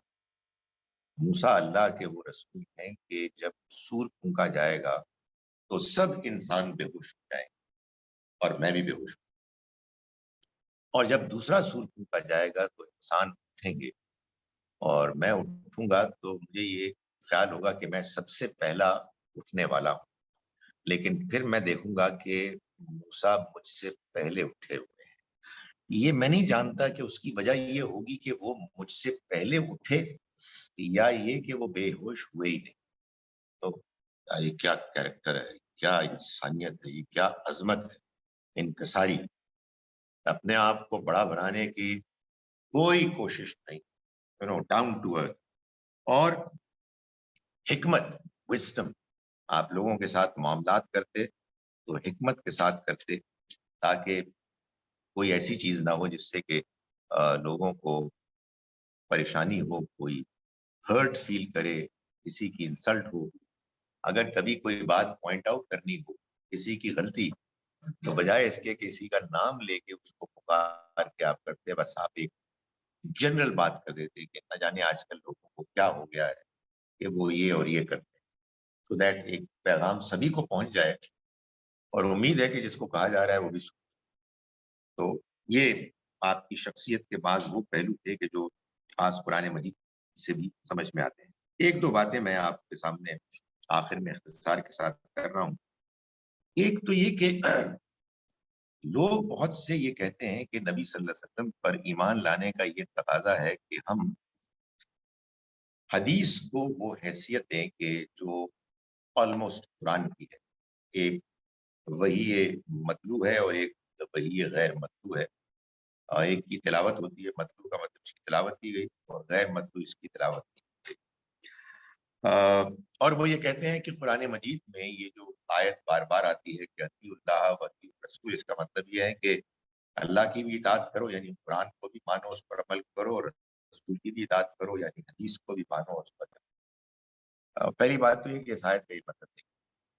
اس آیت کا مطلب ہے اطیعوا اللہ، اللہ کی اطاعت کرو، و اطیعوا الرسول، یعنی رسول کی اطاعت، یعنی اللہ کی اطاعت، اللہ کے رسول کی اطاعت۔ اللہ تعالیٰ خود نہیں آتے، اللہ تعالیٰ نے اپنی اطاعت کروانے کے لیے اپنے رسول کو بھیجا ہے، اور رسول اللہ کا دین لے کے آئے، اور اللہ کا دین پوری ذمہ داری کے ساتھ تمام مسلمانوں کو پہلی نسل کے صحابہ کرام کو دے دیا گیا، پورے کا پورا دین۔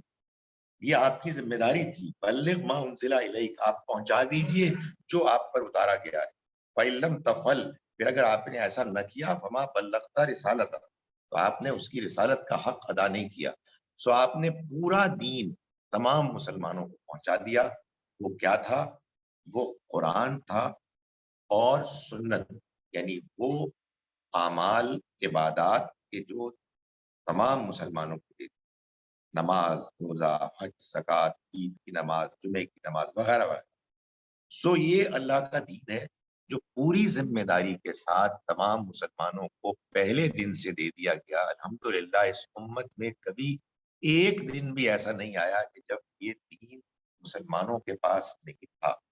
البتہ آپ نے لوگوں کو بہت سی اور باتیں بھی بتائیں، سوالوں کے جواب بھی دیے، وہ ایک انڈرسٹینڈیبل بات ہے جس کو بعض لوگوں نے، ناٹ آل، بعض دوسروں کو بتا دیا جو حدیث کے نام سے اب ہمارے پاس موجود ہے۔ ان تمام چیزوں کو، باتوں کو ہم قرآن و سنت کی روشنی میں دیکھ کے سمجھیں گے کہ اس کا کیا مطلب ہے۔ بس آخر میں یہی گزارش کروں گا کہ نبی صلی اللہ علیہ وسلم کے امتی ہونے کی حیثیت سے ہم سب کی یہ ذمہ داری ہے کہ ہم آپ کا مشن سمجھیں، اور وہ یہ ہے کہ دنیا کے بنانے کی جو اللہ کی اسکیم ہے، جو آپ کے ذریعے سے ہم تک پہنچی ہے، جو قرآن مجید میں بیان ہوئی ہے، اس کو ہم لوگوں تک پہنچائیں، اور نہ کسی کو ہم نے مارنا ہے، نہ ہم نے کسی کو کافر قرار دیا۔ اب کوئی کسی کو کافر نہیں قرار دے سکتا۔ کافر وہ شخص ہوتا ہے جس کے پاس اللہ کا پیغام بہت کلیئرٹی کے ساتھ ایسے پہنچ گیا کہ اسے بات سمجھ میں آ گئی، اس کے بعد اس نے انکار کر دیا۔ یہ ہم بتا ہی نہیں سکتے اب، اس لیے اب ہمیں ہمبل طریقے سے اللہ کے پیغام کے نمائندے بن کر خود بھی زندگی گزارنے کی کوشش کرنی ہے، اور دوسرے لوگوں کو بھی اس سے انٹروڈیوس کرانا ہے۔ نبی صلی اللہ علیہ وسلم کی امتی ہونے کا یہی تقاضا ہے۔ اقول قولی ھذا واستغفر اللہ لی ولکم۔ اب سوال کر سکتے ہیں، دو چیزیں ہیں، سوال کیا جائے گا تو مائک پلے کیا جائے گا، اور اگر اذان قریب کی مسجد کی آئے گی تو ہم خاموش ہو جائیں گے اتنی دیر تک۔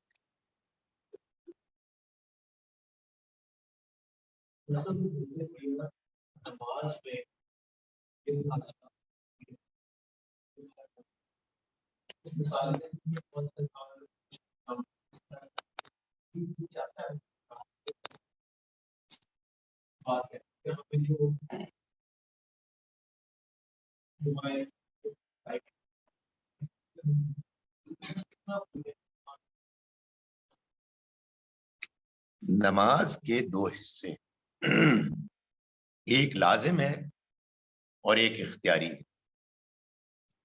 لازم حصہ مثال کے طور پر جو اذکار میں ہے، وہ سورہ فاتحہ ہے. سورہ فاتحہ کے بعد قرآن کا ایک حصہ پڑھنا ہے پہلی 2 رکعتوں میں.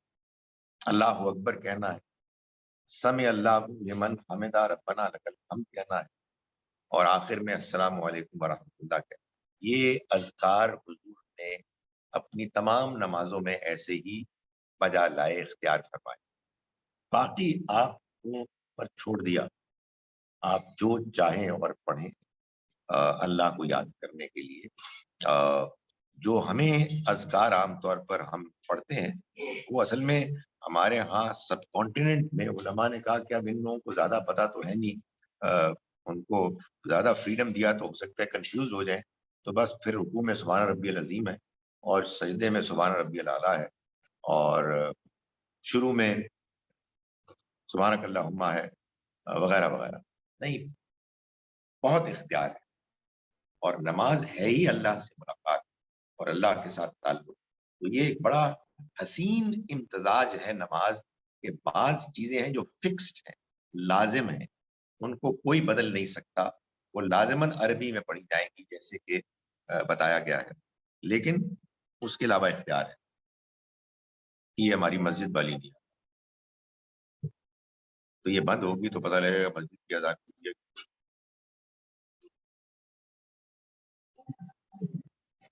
یہ میں نے دیکھا یہ فون شروع ہو جائے تو اس کا کوئی فون والے کے پاس بھی کوئی علاج.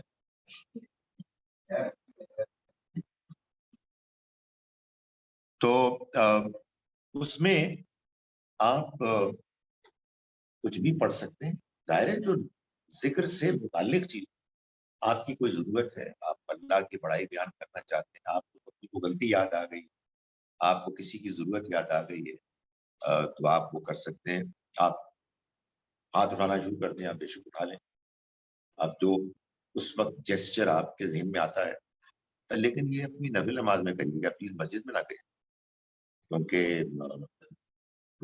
مسجد میں میرے پوائنٹ آف ویو کو ماننے والے لوگ نہیں. تو یہ تو نبی صلی اللہ علیہ وسلم کی بتائی ہوئی نماز سے ہی معلوم ہوتا ہے. میں یہ پہلے بتا چکا ہوں کہ وہ ایک مرتبہ عمرہ کر کے میں آخری نماز میں نے پڑھی, تو سجدے میں گیا تو میرے ساتھ کوئی صاحب تھے جو ایسا لگتا ہے کہ عربی میں اللہ تعالیٰ سے ٹیلی فون پہ بات کر رہے ہیں, بولی جا رہا بولی جا رہا بولی جا رہا. تو میں نے کہا یار کیا چکر ہے, تو سلام پھیرا تو بندہ جا چکا تھا, اس لیے جو باتیں کر رہا تھا اللہ تعالیٰ سے, کچھ کام کہنے تھے, اس نے بات کی اور چلا گیا. یہی نماز ہے ہمارے یہاں. تو مجھے اجازت دیجیے کہ ہم ایک فارمیلٹی پوری کرتے ہیں. رکوع میں جاتے ہیں, ہم کہتے ہیں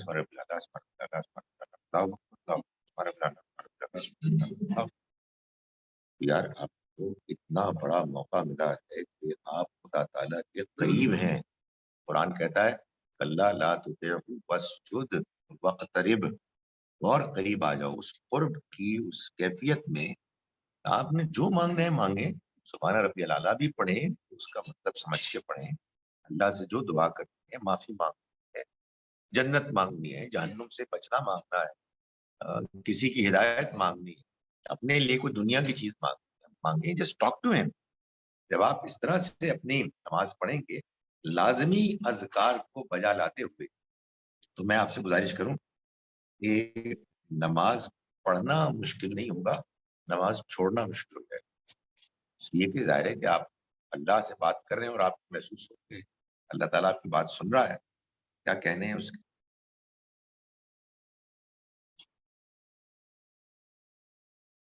مائک سے سوال کریں. جی جی جی پلیز.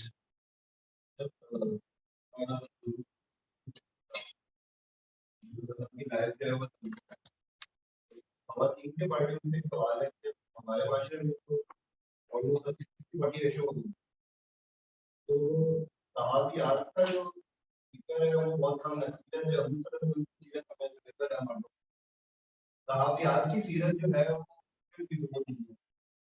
بہت زیادہ ڈیٹیل نہیں پتا ہے.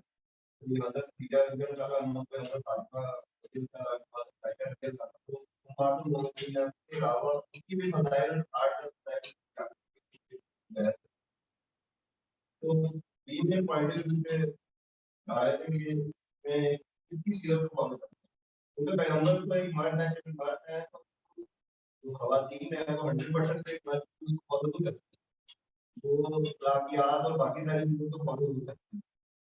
مودی جی اس پوائنٹ آف ویو سے سوال کو تھوڑا سا ایکسٹینڈ کریں گے کہ کچھ مسائل چل رہے ہیں لڑکیوں کی شادی ہو یا شادی ہو کے پرابلم کی وجہ سے ہر جگہ پہ تو ہمارے اسلام میں عورت شادی ہوتی ہے تو بھی بن جاتی ہے تو اس کے ذمہ داریاں بڑھ جاتی ہیں زیادہ پرفارم کرتی ہے تو جو جس کی شادی نہیں ہوئی تھی اس کے پوائنٹ آف ویو سے یہ ہے کہ اس کا شادی ہونا ہی ایک مقصد ہے. میری شادی ہوگی تو میں پہلے بیوی بن جاؤں گی تو اس کے بعد میں اولاد ہوگی تو ماں بن جاؤں گی تو میری جنت آ جائے گی اور پورا ثواب ٹھنڈے کرنے کا اس طرح کا پوائنٹ ہے. تو وہ جس کی شادی نہیں ہوتی کسی پرابلم سے یا کچھ ہوتا ہے اس کے لیے اسلام میں کیا وہ لائف کیا ڈپریشن میں گزارتی ہے. یہ آسان ختم ہو گیا.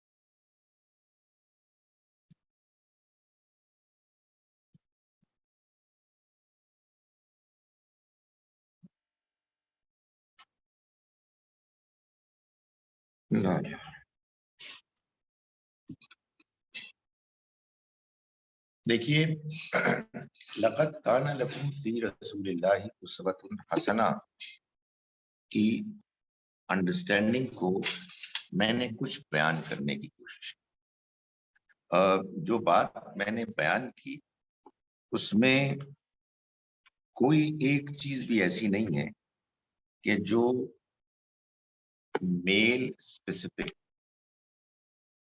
وہ مرد ہو یا عورت سب اختیار کر سکتے.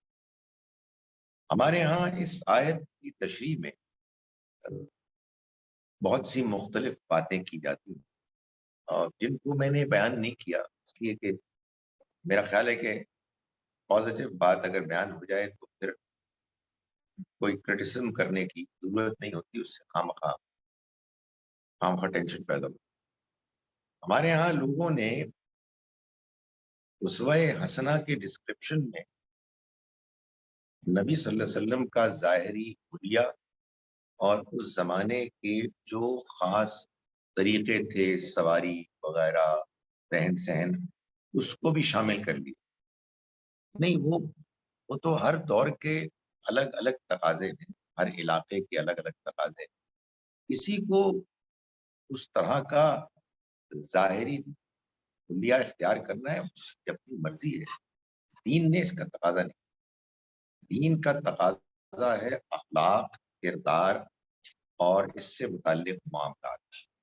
وہ میں نے جو لسٹ بیان کی وہ سب کی سب اپلائی کرتی ہے مردوں کو بھی اور عورتوں کو بھی. عبادت ہو, توبہ ہو, ذکر ہو, نرمی ہو, درگزر ہو, انکساری ہو, حکمت ہو, وغیرہ وغیرہ.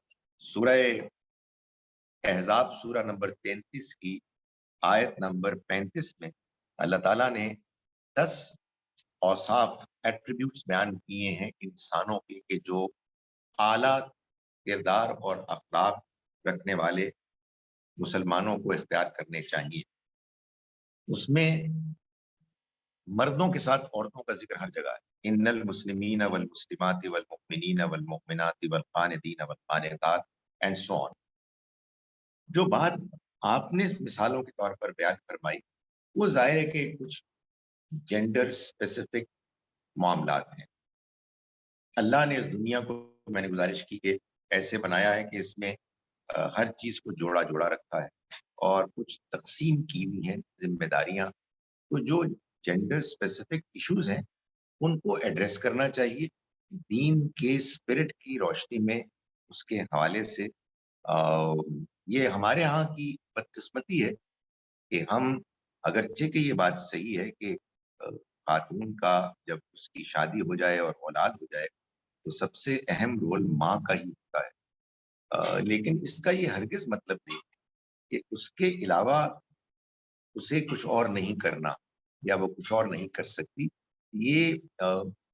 یہ ٹھیک نہیں ہے. اس لیے کہ اللہ نے انسانوں کو، مردوں اور عورتوں دونوں کو ٹیلنٹ دیا ہے، اور وہ ٹیلنٹڈ خواتین کے جو محدود کر دی جاتی ہیں صرف ماں کا رول ادا کرنے تک، وہ پھر فرسٹریٹڈ ہوتی.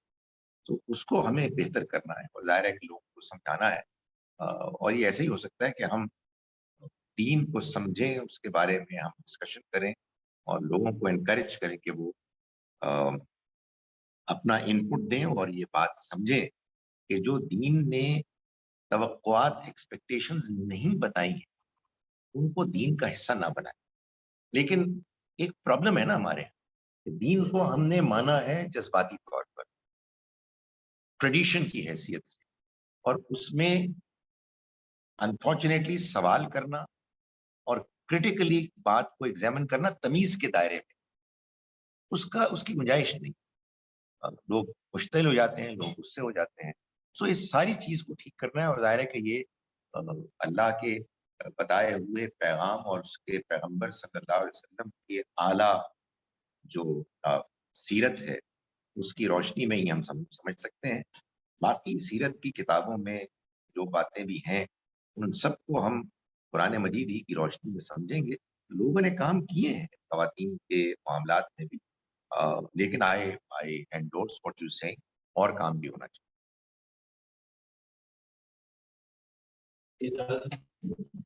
جی جی. آپ نے آج کے لیکچر میں جو ذکر کیا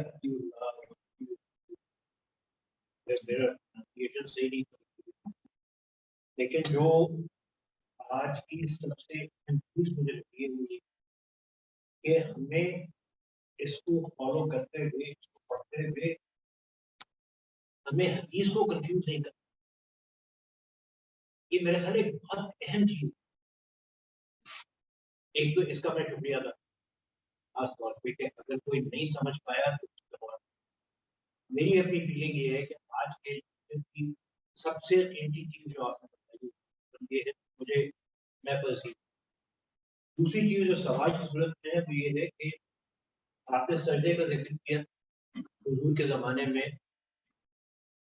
جو قرأت کے دوران، نماز کے دوران قرأت حضور نے کیا، لیکن آپ کی بات سے امپریشن یہ مل رہا ہے کہ شاید وہ آج کل کے حالات میں جماعت ہو رہی ہو. اگر میں غلط سمجھاؤں تو مجھے کرے. دوسرے سوال کا جواب میں پہلے دیتا ہوں، اس لیے کہ وہی مجھے اس وقت یاد. دیکھیں، میں اس کا جواب مصلحتاً نہیں دوں گا، خامخواہ جواب دے کے میں کہتا ہوں. ایک لوگوں نے طریقہ اختیار کر لیا، مجھے معلوم ہے کہ لوگوں کے اندر اتنا حوصلہ ہی نہیں ہے کہ وہ ایک ڈفرینٹ پوائنٹ آف ویو کو مانے. سجدہ کر رہے ہیں، بہت اچھی بات. میں تو یہ کہوں گا کہ سجدہ کر رہے ہیں تو یاد بھی سمجھ کے کریں، روایت میں. ٹھیک ہے. ایک بات، پہلی بات جو ہے وہ دیکھیں، وہ تو ظاہر ہے میں نے بھی کوئی اپنی طرف سے نہیں کی، میں نے سمجھ کے ہی کی ہے. لیکن یہ بات کو بہت بتانے کی ضرورت ہے، بار بار. اور انفارچونیٹلی اسی میں اتنا اختلاف ہے. اتنی عجیب بات ہے کہ اللہ کا دین ہے کیا؟ اللہ کا دین وہ پیغام ہے جو رسول اللہ صلی اللہ علیہ وسلم نے بڑی ذمہ داری کے ساتھ، اور اللہ تعالیٰ نے بھی، چنانچہ ظاہر ہے کہ آپ ہی کے، اللہ تعالیٰ ہی کے ارشاد کے مطابق حضور نے اپنی نسل کے ایک ایک فرد کو پہنچا دیا. اور وہ دین جو ہے وہ قرآن ہے، اور وہ دین جو ہے وہ سنت ہے. چنانچہ یہ مسلمانوں کی امت جو پہلے آپ کہیے مدینہ منورہ میں تھی، پھر جلد ہی وہ پھیل گئے، مشرق کی طرف بھی گئے، مغرب کی طرف بھی گئے. جہاں بھی گئے یہ دین ہر جگہ موجود، یعنی قرآن، نماز، روزہ، حج، زکوٰۃ، عید کی نماز، جمعے کی نماز وغیرہ وغیرہ، نماز جنازہ، السلام علیکم، ناخن کاٹنا، اینڈ سو آن. یہ دین ہے، یہی اصل دین ہے. اس کے بعد ظاہر ہے کہ نبی صلی اللہ علیہ وسلم نے اس دین پر عمل کیا. آپ نے لوگوں کے ساتھ وقت گزارا، آپ نے لوگوں کے سوالوں کے جواب دیے. تو سب نے نہیں، بعض نے ان کو آگے بیان کر دیا. مجھے آج ہی کچھ لوگ پوچھ رہے تھے کہ کیوں بیان کیا, کہ یار بات یہ, تم کسی اسکالر کے پاس جاتے ہو, ان کی بات سنتے ہو, تو ان کے ساتھ تصویر کھنچاتے ہو اور دوسروں کو بتاتے ہو میں ان کے ساتھ ہوں. تو حضور کے ساتھ جو گیا ہو, بیٹھا ہو, اور اسے معلوم ہوا ہو کہ یہ باتیں میں نے سنی ہے, تو کیسے ہو سکتا ہے کہ وہ دوسروں کو نہ بتائیں, انہیں بتائیں. لیکن یہ بالکل طے شدہ بات ہے کہ جو باتیں انہوں نے آگے بتائیں وہ حضور کی ذمہ داری نہیں تھی, اس لیے کہ بات بتانے میں اونچ نیچ ہو جاتی ہے, صاف ثواب کا فرق ہو جاتا ہے وغیرہ وغیرہ. میں اس کو کرٹیسائز نہیں کر رہا, انہوں نے جو کچھ کیا بڑا نیچرل کیا, اور بعد میں محدثین نے جو محنت کی وہ بھی بہت اچھا کام کیا. مگر یہ ہمیں جاننا چاہیے کہ وہ اصل جو دین پریزنٹ ہوا ہے اس کا حصہ نہیں ہے, بلکہ اس کے علاوہ ایڈیشنل معلومات ہیں جو بہت قیمتی ہے اگر وہ صحیح جگہ پلیس ہو جائے. لیکن اگر اس کو آپ صحیح جگہ پلیس نہیں کریں گے تو دین کچھ کا کچھ ہو جائے گا. چنانچہ قرآن اور سنت دین کا اصل ٹیکسٹ ہے اور حدیث فٹ نوٹ ہے جس کو اس ٹیکسٹ کی روشنی میں سمجھا جائے گا. آپ کیونکہ مصروف میں, اس لیے میں ایک اور بات اس میں اضافہ کرتا ہوں, مذرائے مذاق کیا کہ میں ایک مثال دے رہا ہوں آپ کہ وہ بڑی مشہور بات کو کہتے ہیں جناب کہ ایک فاحشہ عورت نے ایک پیاسے کتے کو پانی پلایا اور اس کی بخشش ہو. مطلب یہ کہ یہ کیا ہو رہا ہے, یہ ایک اسٹیٹمنٹ آئی اور لوگوں نے کمال ہو گیا. آپ کے لیے کمال ہو گیا ہے, میرے لیے تو بالکل ہی دین کی بات ہی ساری سمجھ میں نہیں آ رہی ہے. اس لیے کہ وہاں تو یہ بتایا جا رہا ہے کہ جو بڑے گناہ ہوتے ہیں, قتل, شرک, قتل اور زنا, اس کی سزا تو جہنم ہے سوائے توبہ کے. تو آپ یہ فرما رہے ہیں کہ اس نے کتے کو پانی پلایا, اس پہ ترس کھا کے, اور اللہ تعالیٰ نے کہا کہ بخشی گئی, اور وہ اگلے کلائنٹ کے پاس جا رہی ہے نیکسٹ کے بعد. سوال پیدا نہیں ہوتا کیا بدتمیزی ہے.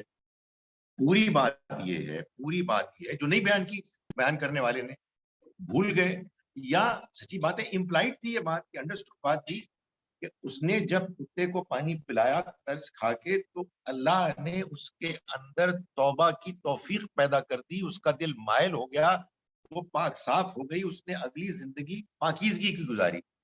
یہ ہے پوری بات. آپ ایک آدھی بات اٹھا کے بیان کریں تو کچھ کا کچھ ہو جائے گا, اور لوگوں کا یہ کمال ہے کہ ان کے لیے سچی بات ہے کہ قرآن کی کوئی حیثیت نہیں ہے, ان کو حدیث جب معلوم ہو جاتی کہتے ہیں دین سمجھ میں آ گیا جی, الحمدللہ, بات کی بات ہے. تو یہ ڈینجر ہے, جس کی وجہ سے میں یہ بار بار بیان کرتا ہوں کہ آپ کو قرآن اور سنت میں دین سیکھنا ہے اور حدیث کو لازماً قرآن کی روشنی میں سمجھنا.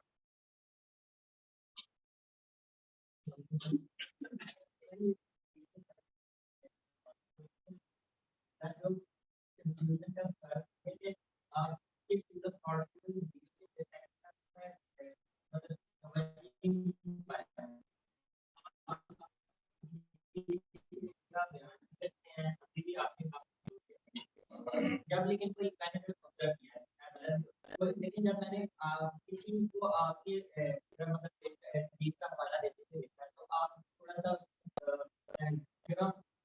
اپروچ دیتے ہیں, اور آپ کہتے ہیں کہ پہلے قرآن تو میں ظاہر ہم حدیث کا بالکل انکار بھی نہیں کر سکتے, اور آپ کی بات ٹھیک ہے, میں نے پڑھتے ہوئے دیکھا کچھ نہ کچھ انتظار بھی پایا تو جاتا ہے, نہیں کرنا چاہ رہا تھا لیکن مجھے ایسی میں بہت زیادہ کنفیوز رہتا ہوں, اور جب بھی میں ڈسکس بھی کرتا ہوں تو مطلب کہ اس اپروچ سے دور ہے, تو میں یہی اعتراض ہوتا ہے کہ بات کیسے مطلب ہے جب کسی نے سائنس بنائی ہے یہ صحیح ہے اور اس طرح, تو پھر سر ان کی بات بھی سمجھ میں آتی ہے, عام بندہ کیا کرے گا؟ عام بندہ کنفیوز اور لوگوں کی باتیں سنتا رہے. دیکھیے میں آپ سے گزارش, جب کبھی بھی ہم ایک دوسرے سے گفتگو کریں اپنے ڈفرینسز آف اوپینین کے بارے میں, تو یہ دیانتدارانہ گفتگو کا تقاضا ہے کہ جب میں آپ کی بات سنوں تو میں اپنے ذہن کو خالی کروں, میں یہ نہ سوچوں کہ میں اس سے ایک مختلف پوائنٹ آف ویو رکھتا ہوں مجھے اس کی بات اسی کے پوائنٹ آف ویو سے مینو ان سمجھنی کہ وہ کیا کہہ رہا ہے، اور پھر میں اس کے بعد اپنی انڈرسٹینڈنگ سے اس کو سمجھ کے جواب، اس لیے کہ میں جب اپنے پوائنٹ آف ویو کو ذہن میں زندہ رکھ کے آپ کی بات سنوں گا تو آپ یقین جانیے کہ میں آپ کی بات ہی نہیں سنوں، میں یہ کہوں گا کہ اس شخص کو اپنا منہ بند کرنے دو، پھر میں اس کو منہ توڑ جواب دیتا ہوں، یہ میں کروں، انفارچونیٹلی یہی لوگ کریں۔ سو آپ کے بھی اگر آپ کی اجازت دیں تمیز تہذیب کے دائرے میں یہی مشکل آپ کو ہوتی ہے کہ آپ جب ہماری بات سنتے ہیں تو آپ دوسری بات کو بھی ذہن میں رکھتے ہیں کہ حدیث قول رسول صلی اللہ علیہ وسلم ہے، دین کا حصہ ہے، اس کا انکار نہیں ہو سکتا۔ اچھا ہن دسو خالد صاحب کی فرما رہے ہیں، تو اصل میں آپ پھر میری بات نہیں سنیں، میں یہ کہہ رہا ہوں کہ نبی صلی اللہ علیہ وسلم سے جو حدیثیں نقل کی گئی ہیں وہ حضور نے دین کی حیثیت سے اپنی تمام امت کو دی ہی نہیں کہ وہ لوگوں تک پہنچائیں، وہ لوگوں سے گفتگو ہیں۔ آپ مجھ کو یہ بتائیں کہ اگر یہ بات تاریخی طور پر صحیح ہے کہ بخاری و مسلم تیسری صدی ہجری میں منظر عام پر آئیں، تو پہلی 2 صدیوں کے مسلمان یعنی 4 نسلوں کے مسلمان کر کیا رہے، یعنی کون سے دین پر عمل کرے؟ میں یہ دعویٰ کرتا ہوں کہ وہ ہم سے بہت بہتر مسلمان تھے، پورے دین پر عمل کر رہے تھے، ان کے دین میں کوئی خامی نہیں تھی، اگرچہ کہ اس طرح سے حدیث کی کتابیں موجود نہیں، اس کی وجہ یہ کہ دین تو مکمل طور پہ پہلے دن سے دیا گیا ہے، یہ ایڈیشنل باتیں ہیں، اچھی باتیں ہیں۔ آپ جو مجھ سے گلا کر رہے ہیں کہ میں کبھی کچھ مانتا ہوں کبھی کچھ اور کہتا ہوں، تو آپ اس کو میرے اینگل سے دیکھیں، میں یہ کہہ رہا ہوں، ابھی میں نے ایک مثال دے کے بتایا، فاحشہ عورت، بہت اچھی حدیث، کمال ہے، پرووائڈیڈ کہ اس کو صحیح طرح سمجھا جائے، بہت کنفیوزنگ بات ہے اگر اس کو قرآن کی روشنی کے علاوہ سمجھا جائے، تو اس وجہ سے کچھ آپ کو محسوس ہوتا ہے کہ ہم کنفیوزڈ ہو گئے، اور دیکھیں جب آپ اس بات کو صحیح مانتے ہیں کہ بھائی وہ قول رسول ہے اور اس کو تو ماننا ضروری ہے، تو پھر واقعی ہم لوگ کنفیوزڈ قسم کے لوگ، اور یہ آپ کی مہربانی ہوگی کہ آپ صرف ہمیں کنفیوز سمجھیں گے بلکہ ہم گمراہ نظر آئیں گے، یہ تو دین کا اصل حصہ ہے، وہ چھوڑیں۔ نہیں، میں تو آپ کو ایک بات سمجھا رہا ہوں کہ یہ لازماً پیدا ہو، تو یہ اس میں بات کیسے سمجھ میں آئے گی؟ تحمل کے ساتھ ایک دوسرے کی بات سنیں، غصہ جانے دیں، ہم سب کا مشترک پروجیکٹ ہے کہ ہم دین کو سمجھیں، تو اس میں جب آپ دین کو سمجھیں گے سوالات پیدا ہوں گے، دوسرے کی بات کو سمجھیں، بالکل نہ مانیں جب تک کہ وہ آپ کو کنونس نہ کرے، لیکن میں آپ سے گزارش کرتا ہوں کہ نہ سننا جرم ہے۔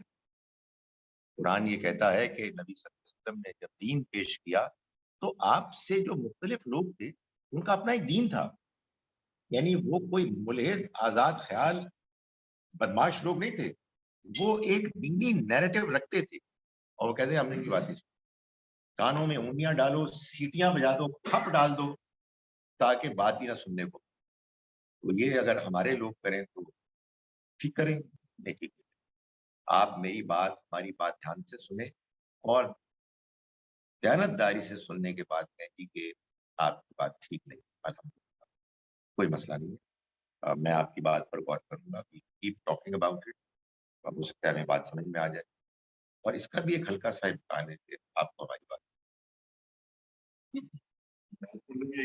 نہیں، وہ 7:30 ہم نے نماز پڑھی، وہ ایک ہی سوال رہے گا، ایک ہی سوال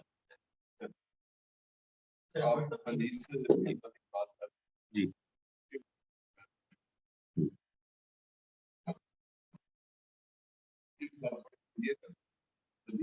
آپ کہہ رہے ہیں 2 صدیاں کوئی شکل میں نہیں، 2 سے 2.5 آپ دیکھیں بہت کچھ چینج ہو گیا، الفاظ چینج ہو گئے، وقت چینج ہو گیا، بندے چینج ہو گئے، جو حدیث قدسی ہے اس کے متعلق آپ کیا دیکھیے حدیث قدسی کا مطلب یہ ہے کہ نبی صلی اللہ علیہ وسلم یہ فرما رہے ہیں کہ اللہ تعالیٰ نے یہ فرمایا. تو اس سے معلوم ہوا کہ اللہ تعالیٰ نے جو وحی نازل کی اس کا ایک بڑا حصہ قرآن مجید میں شامل ہو گیا، قرآن کی شکل میں وہ آتا. لیکن اس کے علاوہ بھی اللہ تعالیٰ نے وحی کے ذریعے سے حضور کو باتیں بتائیں، اور یہ قرآن سے بھی معلوم. لیکن جو امپورٹنٹ بات ہے وہ یہ ہے کہ اللہ نے یہ فیصلہ کیا کہ قرآن کے علاوہ کوئی بات چاہے وہ اللہ نے براہ راست حضور کو بتائی بھی ہو تو قرآن کا حصہ ہے.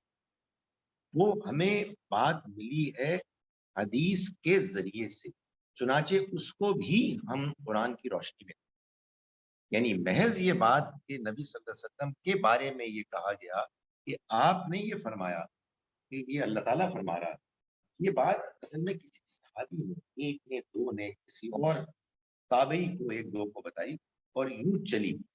قرآن براہ راست جبرائیل علیہ السلام کے ذریعے سے نبی صلی اللہ علیہ وسلم کے قلب مبارک پر نازل ہوا. آپ کو یاد ہو گیا، سارے صحابہ کرام کو وہ پہنچ گیا، اور تب کے بعد پھر اگلی نسل کو پہنچا، اور یوں یہ محفوظ طریقے سے ہم تک پہنچا. اس کی کمیونیکیشن جو ہے وہ ایسے ہی ہوئی جیسے کہ اور آپ کی باتوں کی کمیونیکیشن ہوئی. اگر وہ اللہ کی بتائی ہوئی کوئی بات ہے ہمیں اس کا بڑا احترام ہے، لیکن بہرحال چونکہ وہ اس ذریعے سے نہیں آئی جس کو اللہ نے القرآن کہا ہے، چنانچہ اس کو بھی ہم اسی کی روشنی، یہ اس کی حیثیت. بھائی نازل تو اللہ تعالیٰ کی طرف سے ہی احکامات آئے نا، اس پر نبی کا کو یہ بھی بتایا گیا کہ this is Quran and this is order from Allah, یا جو بھی کہہ رہے ہیں آرڈر نہیں میں کہتا، جو بھی باتیں تھی وہ کی تو اللہ کی طرف سے. وہ حدیث اور عام جو حدیث ہے جو صحابہ نے کتابی شکل میں، اس میں یہ تھوڑا سا فرق تو آپ یہ بتائیں گے کہ ٹھیک ہے کہ نہیں؟ گزارش یہ ہے کیونکہ وہ اللہ تعالیٰ کی طرف سے اللہ تعالیٰ کی طرف سے نازل کی گئی تھی. یہ بات ہم تب کہیں گے جب ہمارا اطمینان ہو جائے کہ جن انسانوں نے یہ بات ہم تک پہنچائی ان انسانوں نے بات کو صحیح طرح سے سمجھا، پوری بات انہوں نے بتا دی، اور ہمیں ان سے ہم تک پہنچنے میں جو کچھ بھی طریقہ اختیار کیا گیا اس میں کوئی شبہ ہی نہیں. وہ کبھی بھی 100% سے انسان کی میموری ہے، ایک دو لوگوں نے سنا اور آگے پہنچا دیا. اس لیے محض یہ بات کہ یہ اللہ تعالیٰ نے فرمایا یہ کافی نہیں. یہ بالکل ایسے ہی ہے جیسے کہ بائبل کو ہم پڑھیں گے، اس کا امکان ہے کہ اس میں جو کچھ لکھا ہے وہ اللہ تعالیٰ نے فرمایا ہوگا، لیکن ہمیں یقین نہیں یہ کہ بہرحال اس کے ہم تک منتقل ہونے میں غلطی کا امکان، قرآن مجید کے منتقل ہونے میں غلطی کا کوئی امکان. تو اگر کوئی شخص یہ کہے گا کہ نہیں مجھے یہ حدیث قدسی ٹھیک نہیں لگتی، میں اس سے اختلاف کروں، شدید اختلاف کروں، مگر میں یہ نہیں کہوں گا کہ یہ شخص گمراہ ہو گیا. نہیں، اس کی اپنی انڈرسٹینڈنگ ہے، اس کو قرآن کی روشنی میں وہ بات سمجھتی. نماز کا ٹائم ہوئی. جی،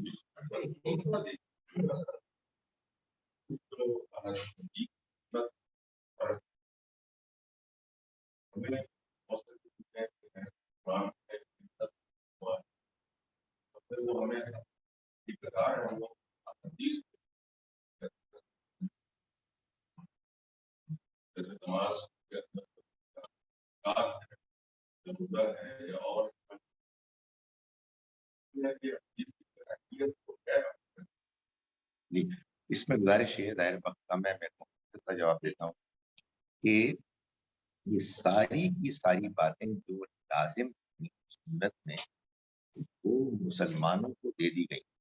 5 وقت کی نماز وہ پڑھنے لگے، زکوٰۃ وہ دینے لگے، روزے وہ رکھنے لگے، حج عمرہ وہ کر رہے تھے.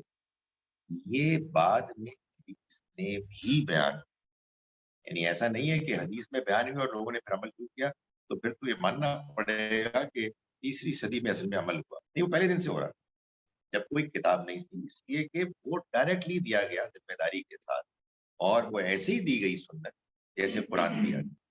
نہیں، نماز پڑھے.